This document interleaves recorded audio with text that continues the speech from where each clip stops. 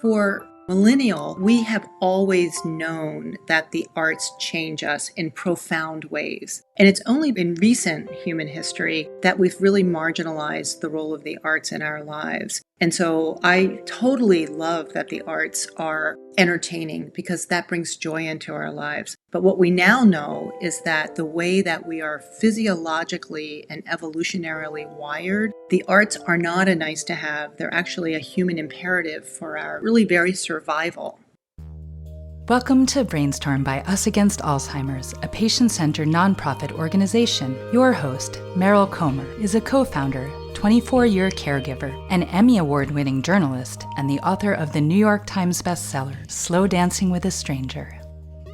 This is BrainStorm, and I'm Meryl Comer. The classic adage, art for art's sake, is about to be enhanced as the emerging science of neuroaesthetics offers proof of the health and healing benefits to our brain and bodies as we participate in the arts. Our guest today is Susan Magsamen, founder and director of the International Arts and Mind Lab Center for Applied Neuroaesthetics at Johns Hopkins University School of Medicine. She is also co-author of the New York Times Bestseller, Your Brain on Art. Welcome, Professor Magsamen. Thank you for joining us. Thank you so much for having me. It's really a pleasure to be here. Susan, please introduce us to this cultural shift from the arts as entertainment to the new science of neuroaesthetics. So neuroaesthetics is the study of how the arts and aesthetic experiences measurably change our brains, bodies, and behavior. And I think importantly, how this knowledge is translated into specific practices that can advance our health and well-being, our learning, our flourishing, the way we come together as a community. So we call the science neuroaesthetics, but we're calling the field neuroarts. I think what's extraordinary is for millennial, we have always known that the arts change us in profound ways. And it's only in recent human history that we've really marginalized the role of the arts in our lives. And so I totally love that the arts are entertaining because that brings joy into our lives. But what we now know is that the way that we are physiologically and evolutionarily wired, the arts are not a nice to have. They're actually a human imperative for our really very survival. Just to pull back for a moment, we are born into this world with over 100 billion neurons. And those neurons are really there to be connected to each other through a process called neuroplasticity. And the way that we bring the world in is through our senses. It's the only way that we can do that. So these extraordinary mechanisms of sound and sight and smell and touch and hearing, and I think now scientists are saying there's even probably as many as 50 plus sensory systems yet to be discovered in the human body, is how we bring the world in, but importantly, how those neurons get connected at a synaptic level. In your book, you say we're wired for art. Can you describe how different art forms engage the brain in specific ways? Let's start with music that infuses multiple parts of the brain. The baseline core knowledge around neuroaesthetics that I think is really interesting for people to understand is that when you're bringing in these sensorial experiences through music, or through dance, or through taste, through food, through all of the ways that the arts or aesthetic experiences engage us, those are some of the most highly salient experiences. And saliency in terms of neuroscience is kinds of experiences that are important to us emotionally and the range of emotions, and also practically. And so those salient experiences are the kinds of experiences that create those tight neural pathways that process throughout our brains, but also connect to all these other systems in our bodies. So music, as an example, is really a fascinating area. And it turns out that music is the most studied art form. And what we know about music is that when we lay down what we might consider to be these autobiographical songs or sounds or symphonies or lyrics, initially that information goes to our short-term memory in the hippocampus. But the power of those salient songs, like I can still think of Stevie Wonder songs or Carole King songs or songs of my age where they were so important to me, so saliently emotionally important, that what my brain did was disseminate that information in multiple parts of my brain. So near the limbic system, in the auditory cortex, in the prefrontal cortex. So as I age and I grow older, and maybe my hippocampus is not working well, either because of age degeneration or neurodegeneration around different diseases like Alzheimer's or other forms of dementia, my brain will still recall that song when I'm triggered because it was so important to me. It's actually been stored in multiple parts of my brain. I think that's extraordinary. Susan, is the brain's engagement different when we write a report for work versus writing poetry for pleasure? Yes, we're beginning to see through functional MRI and other kinds of non-invasive imaging that different tasks that we do use different parts of the brain, and creative expression, which is how I generally define the arts, uses different parts of the brain depending on what the art form is. And so in the case of poetry, we know that poetry actually engages similar parts of the brain that music making does, or lyric creation or singing does. And so that's a part of the brain that's around language acquisition, which is very different than the cognitive, rational skills that you might use to write a report, where you're really trying to think about syntax or exactly how you want to articulate something in a more tactical or operational way. It's very different than when you're creating something that's lyrical. And I think that makes sense. Poetry and lyrics often have a rhyming component, not always, but there's certainly metaphor and symbol that's tied into that. And that's often also true in the kinds of songs or lyrics that get created. Years ago, I ran a campaign called The Rock Stars of Science, and I turned scientists into rock stars. What I didn't know is that many of the researchers were also musicians. Now, are they using the same side of the brain when doing research versus doing their music?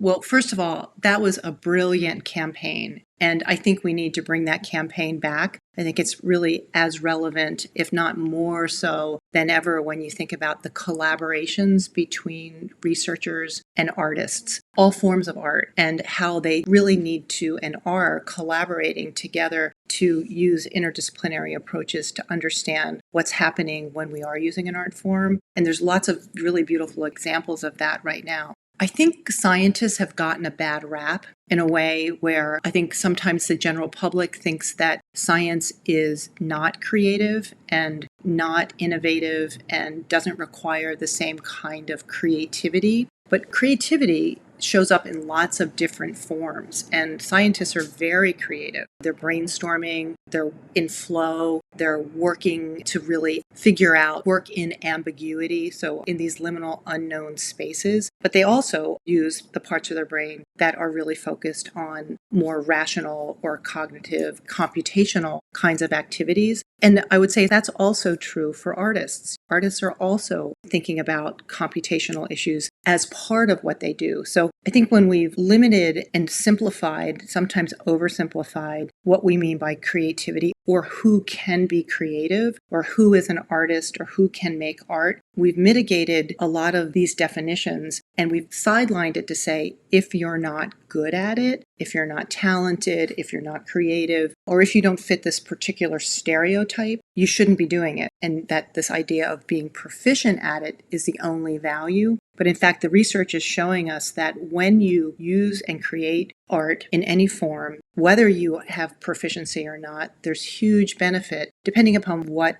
you're working toward. So I'll give you 3 examples. One is dance and Parkinson's. You don't have to be a great dancer to have wonderful benefit to gait, mood, cognition, and also sleep when you are dancing using rhythm and movement, and also synchronicity with other dancers. And that can even be happening on Zoom. We also know that singing and Alzheimer's doesn't require you to be good at it to recall and recollect and come back to a radical presence, if even for a moment. And we also know when people who have been in traumatic situations, who are experiencing PTSD, are able to release those emotions through expressive writing or drawing or painting, they have a very large release of cognitive load and also lower cortisol. And those processes begin to help to heal those kinds of issues that have really been difficult to get at through all the wonderful medical kinds of traditional things that we know about.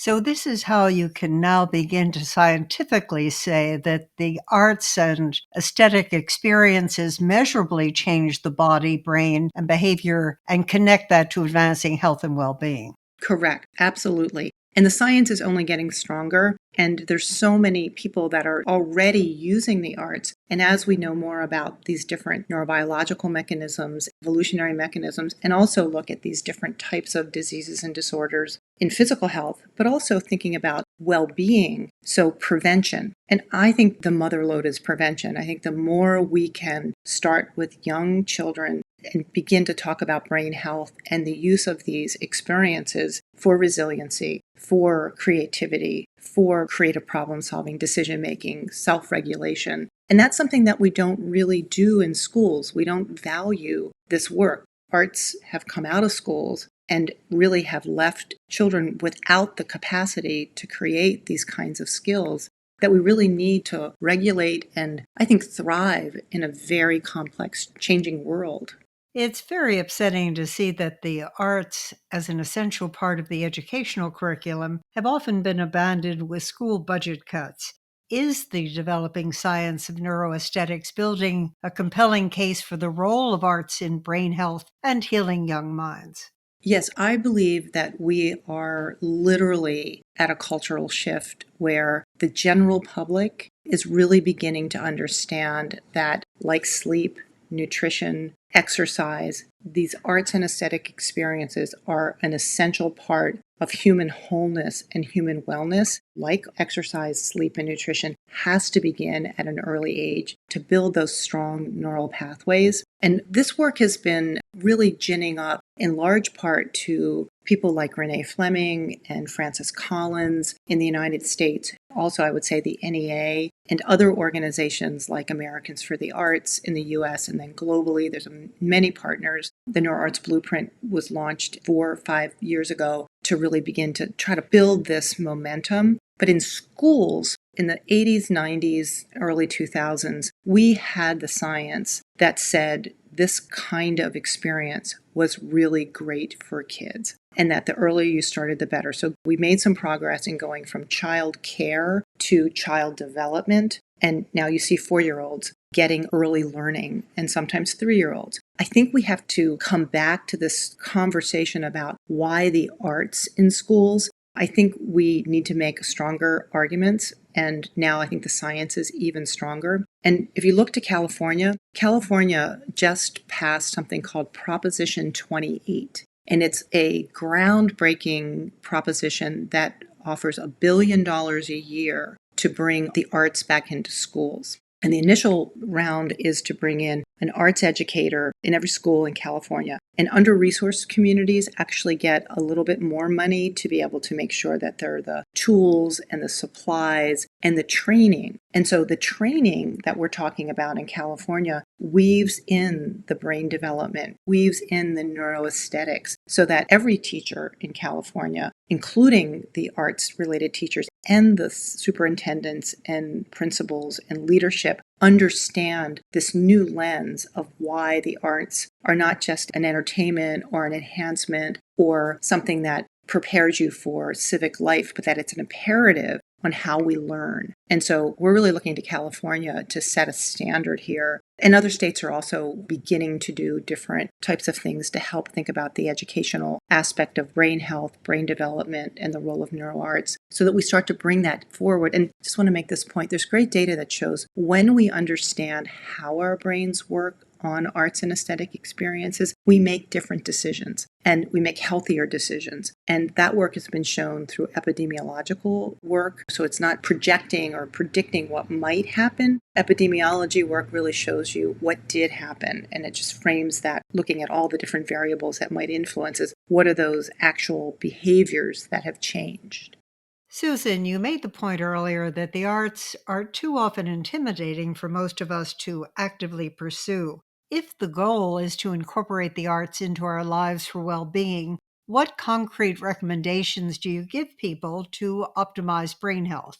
Yeah, that's a great question. What we talk about in the book is something called an aesthetic mindset. And that's four things. One is curiosity, being curious about the world around you and these different kinds of arts and aesthetics. The second is playful exploration. And that's doing things and exploring these arts experiences without judgment. So not trying to make the perfect piece of pottery or the perfect painting, but the imperfect painting. And to not judge it, but to see what processes and what emerges for you through those experiences. And then bringing in the sensorial world around us. I think we've optimized for productivity since the Industrial Revolution, and we've become so transactional that we don't move through our world with an idea of transcendence. And so, what are the lights? What does it smell like after it rains? How do you experience all these sensorial experiences and opening yourself to that? And then the last is exploring being both a maker and a beholder and really understanding more about how that makes you feel.